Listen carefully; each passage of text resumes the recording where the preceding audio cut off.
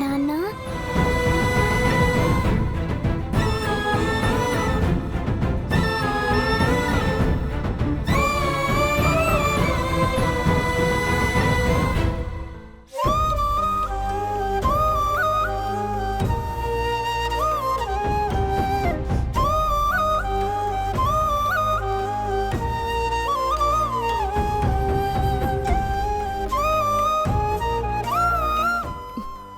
బుజ్జమ్మ, నాన్నకి సార్కి ఏం కాలేదమ్మా. ఎందుకు ఏడుస్తున్నావు? ఏడోకు, సార్ బానే ఉన్నారు. కాసేపట్లో కళ్ళు తెరిచి మనందరితో మాట్లాడతారు. సరేనా?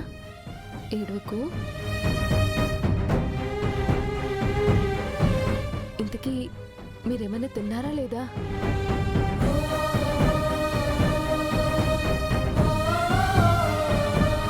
మీరేమీ తినలేదని అర్థం అవుతుందిలే. రాథోడ్, నువ్వు ఈయన దగ్గరే ఉండు. నేను పిల్లలకి ఏమైనా తినిపించొస్తాను. రండి.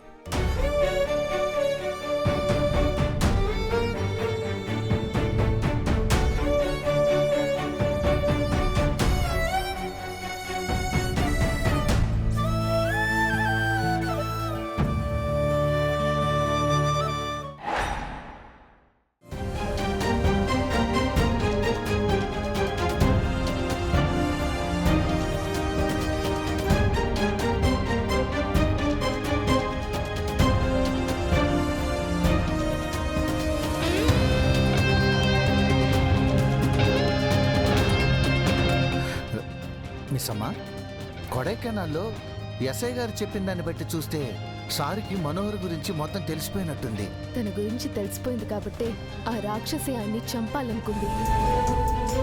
ఎంత పనిచేసావు మనోహరి. అప్పుడు నీకు అడ్డుగా ఉందని అరుంధతిని చంపేశావు. ఆ విషయం తెలిసిపోయిందని ఇప్పుడు అమరేంద్ర సార్ని చంపాలనుకున్నావా? నేనెంతగానో ప్రేమించే అమరేంద్ర నన్ను ద్వేషిస్తే నేను తట్టుకోలేను చంబా. సారు కోసం 6 మేడంని చంపింది. ఇప్పుడు సార్ని చంపాలనుకుంది.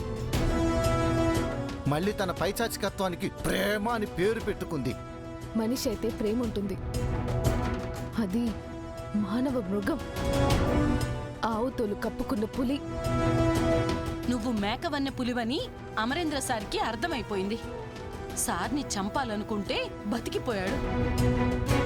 మళ్ళీ ఏ రైట్స్ తో ఈ ఇంట్లోకి వచ్చావు? నేనే అమరేంద్రకి యాక్సిడెంట్ చేశాను అని అనడానికి ఏ ప్రూఫ్స్ లేవు చంబా. ఖచ్చితంగా ఆ రాక్షసి సార్ని పొట్టను పెట్టుకోవాలనుకుంది. అందులో ఎలాంటి డౌట్ లేదు మిస్సమ్మా. హాస్పిటల్లో దాని ఓవర్ యాక్షన్ చూడగానే నాకు అర్థమైపోయింది రాథోడ్. నువ్వు ఆపకపోయి ఉంటే అక్కడే దాన్ని అంతు చూసేదాన్ని. అంతా చేసి మళ్ళీ దానికి ఏమీ తెలియనట్టు నటిస్తుంది. నువ్వు యాక్సిడెంట్ చేశావని బాగీ మేడంకి రాథోడ్కి తెలియకపోయినా సార్కి నీ గురించి తెలిసిపోయింది కదా. ఆయన కళ్ళు తెరవగానే నిన్ను తుపాకీ తీసుకుని కాల్చి చంపేస్తాడు. అమరేంద్రకు ఆ ఛాన్స్ ఇవ్వను. ఆలోపే ఆస్తంతా తీసుకుని కలకత్తా పారిపోతాను. రణవీరే అనుకున్నాను. నీకు ఆస్తి పిచ్చుందా? అమరేంద్ర దక్కకపోతే అమర ఆస్తినైనా దక్కించుకోవాలి కదా. ఖచ్చితంగా మనోహరి డబ్బు కోసమే తిరిగొచ్చుంటుంది. దానికి ఆస్తిపై ఆశ ఉందని నాకెప్పుడో తెలుసు. మన కళ్ళ ముందే మనోహరి ఇంతలా పతనమైంది మిస్సమ్మ. అనామకురాలుగా పుట్టి ఆశలు పెంచుకుంటూ పెరిగింది. తనకు దక్కాల్సిన అమర్ సార్ 6 మేడకు దక్కారని ద్వేషం పెంచుకుంది. పగపట్టి ప్రాణ స్నేహితురాలైన 6 మేడవనే చంపింది. 6 మేడవ స్థానంలో వచ్చిన మిమ్మల్ని అష్ట కష్టాలు పెట్టింది. ఇప్పుడు తన నిజ స్వరూపం తెలిసేటప్పటికీ సార్నే చంపాలి అనుకుంది. నన్ను ఈ స్థాయికి దిగజార్చింది అమరేంద్ర. నన్ను చూడ్డానికి వచ్చి ఆరుని పెళ్లి చేసుకున్నాడు. నాకు దక్కాల్సిన జీవితాన్ని ఆరుకి, ఆ తర్వాత బాగీకి పంచాడు. ఏ రోజు నా ప్రేమని ఇష్టాన్ని గుర్తించలేదు. తన కోసం ఎన్నో చేసి విలన్ అయ్యాను. ఇంత చేసి చివరికి నాకు అమర్ దక్కలేదు. అందుకే తన ఆస్తిని తీసుకొని వెళ్ళిపోతాను. హ్మ్. నువ్వు ఆస్తిని తీసుకొని వెళ్తుంటే బాగీ మేడం ఊరుకుంటుందా? ఈ పాటికే నీ మీద డౌట్ వచ్చుంటుంది. నిన్ను వదిలిపెట్టదు. తను వదిలే ప్రసక్తే లేదు. ఇన్నాళ్ళు నా జోలికొస్తే భరించాను, పిల్లల జోలికొస్తే వార్నింగ్ ఇచ్చి వదిలేశాను.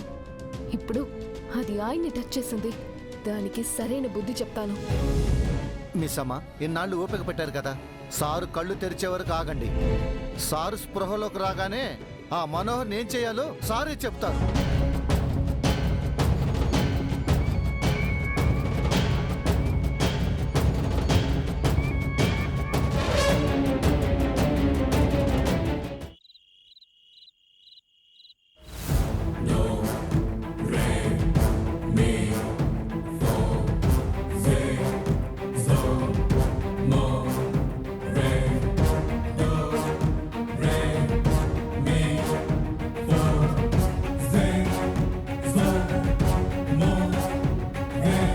అర్ధరాత్రి అయింది.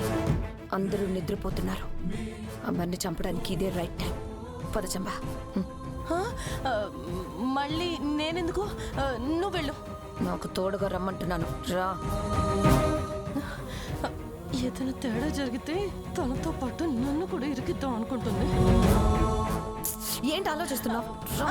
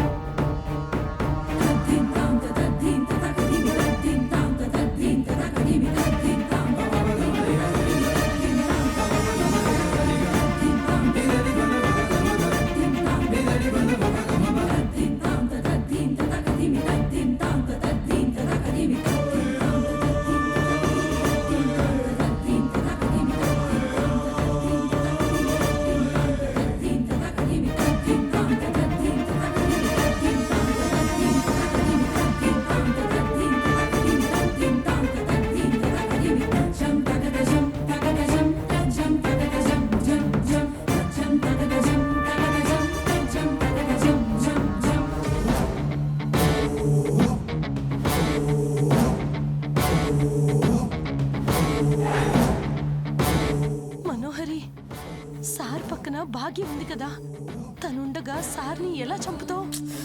అది గాఢ నిద్రలో ఉంటుంది, లేవదు. ఎందుకు లేవదు? చీమ చిట్టుకుమన్నా లేస్తుంది. నువ్వు సార్ పీక నొక్కే ముందే అది నీ పీక నొక్కేస్తుంది. అలాంటిది జరగకూడదని ముందు జాగ్రత్తగా రాతోడు బాగా తిన్న డిన్నర్లో మొత్తం ముందు కలిపాను.